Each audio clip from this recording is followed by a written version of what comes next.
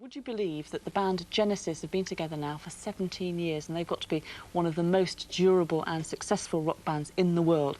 Well, they're about to make pop music history because starting tonight, they'll become the first band ever to play the giant Wembley Stadium for 4 nights running. Never been done before.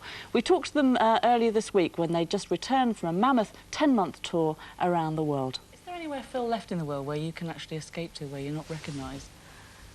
I don't know. I've been to a place like China, which is we've never been to. I mean, I think we like to play at least once on a tour, try and go somewhere new because that keeps it interesting for us, you know, rather than going back to Chicago.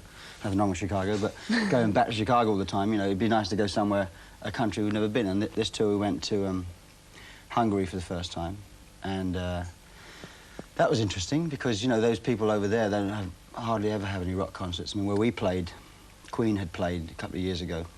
And before that, Louis Armstrong was the last person to play the stadium we played. Good heavens. So that, you know, they don't get many concerts.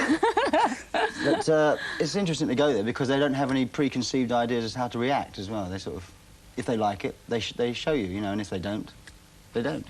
But I mean, I would imagine they're very demonstrative in the States, and generally, when you meet Americans, I mean, we Brits tend to be a little bit reserved about coming up and flinging ourselves at our heroes, but I should imagine that Americans are more forthcoming.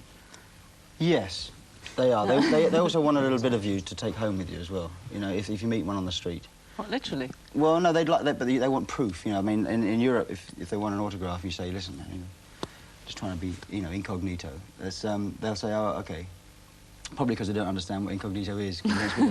But if you're in America, they will insist you get an autograph, and they're a little bit more pushy. They want proof. Does it ever get embarrassing?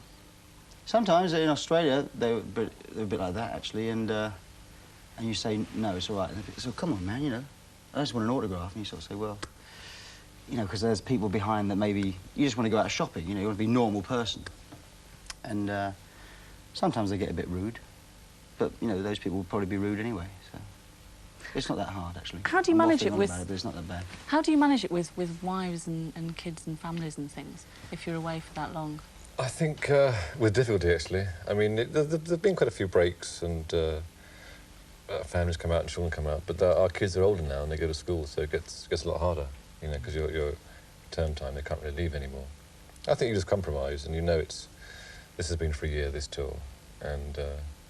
Well, I think we try and take it into account. I mean, we do more now to accommodate it. I mean, a few years ago, we used to be just touring all the time, you know, and, you know, in a year like 1978, we were doing a tour which is as long as this one. We didn't go back nearly as much, and it was much tougher, I think. What I love about you all is that you all seem so normal. I mean, have you never felt the urge to go and smash up a hotel room or something?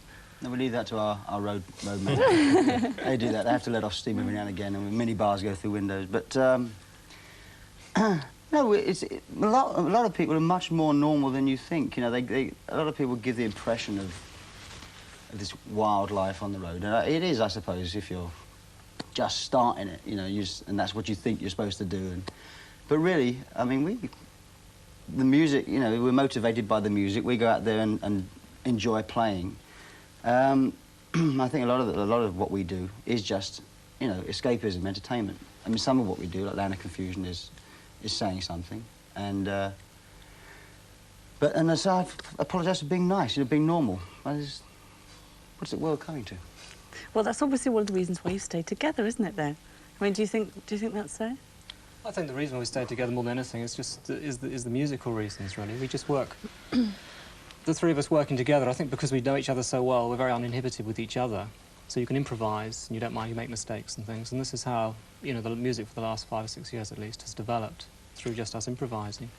I don't think you could do that with people that were strangers because you'd be trying to sort of perform rather more and things. And that's one of the reasons. The other reason is because we do get on well with each other, you know. We do a lot of laughing when we're recording, I mean, and writing.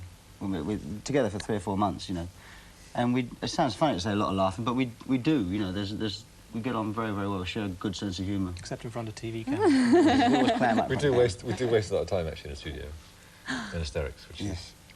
They're still letting off steam. It makes the day a lot more fun. I mean, I think we're amazed we're still together. We don't really we don't think about it, really. But I think as long as we're still enjoying it, we keep doing it. Well, I hope they do keep doing it. I think they're absolutely terrific. Collins is a pretty unlikely but nevertheless undeniable sex symbol, because as soon as we knew that he was coming into the studio, all the women around this building went berserk.